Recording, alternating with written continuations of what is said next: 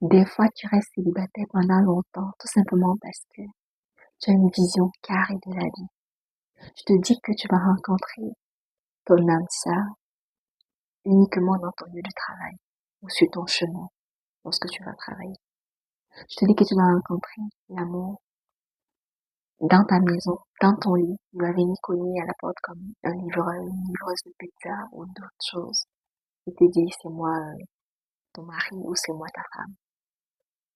Tu ne te donnes pas des chances, tu ne multiplies pas tes options.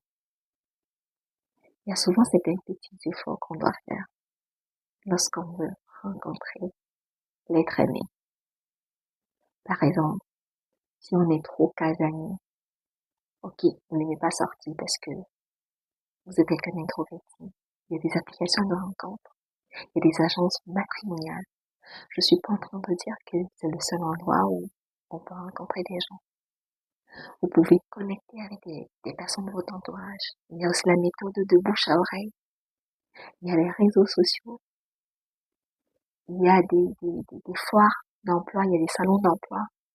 Vous pouvez aller rencontrer des gens peut-être qui sont dans les mêmes secteurs d'activité que vous.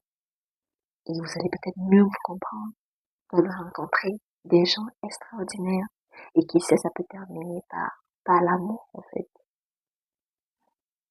Ne soyez pas trop radical, ne soyez pas trop fermé d'esprit. Ayez une petite ouverture. Et n'oubliez pas qu'on attire ce que nous sommes. Et ne méprisez pas les gens.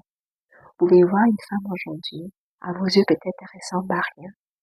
Mais à force de parler avec elle, vous voyez qu'elle a du contenu, vous voyez qu'elle a du potentiel. Et vous pouvez l'aider aussi à cheminer dans son arrangement physique si la beauté extérieure est le plus important pour vous. Et des fois, vous rencontrez des gens qui sont dans une saison vraiment délicate. Peut-être la personne, le monsieur vient de perdre son emploi, il vient de perdre un membre de sa famille, il vient de perdre beaucoup d'argent dans une affaire dans laquelle il s'est lancé. Il vit une situation tellement difficile, mais vous vous concentrez à l'instant et vous oubliez que la vie est cyclique, les choses changent. Aujourd'hui, il est en bas ou elle est en bas demain. Il ou elle peut gravir d'échelons. Des fois, vous regardez les gens, les personnes vous envoient des messages, mais vous ne répondez pas. Et ça se trouve, c'est peut-être la femme de votre vie qui vous écrit. Ça se trouve, c'est peut-être l'homme de votre vie qui vous écrit parmi les milliers de messages que vous regardez.